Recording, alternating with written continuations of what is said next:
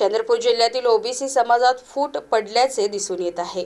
मराठा समाजाला ओबीसीतून आरक्षण देऊ नये यासाठी रवींद्र टोंगे यांनी आमरण उपोषण केले होते। या आंदोलनाकडे अशोक जीवतोडे यांनी पाठ फिरवली होती। मात्र उपमुख्यमंत्री देवेंद्र फडणवीस यांनी आमरण उपोषणाला भेट देऊन उपोषणाची सांगता केली। यावेळी आंदोलन यशस्वी होत असल्याचे पाहून अशोक जीवतोडे आंदोलनस्थळी आले। या आंदोलनाची दखल राज्य सरकारने घेतली होती।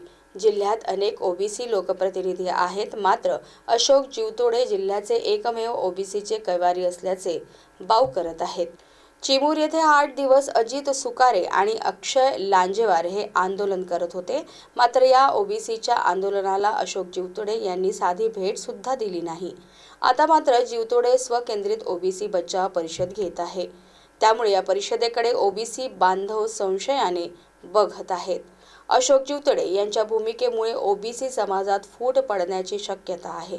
काही ओबीसी नेते त्यांच्या भूमिकेचे समर्थन करत आहेत, तर काही नेते त्यांच्या भूमिकेवर टीका करत आहेत।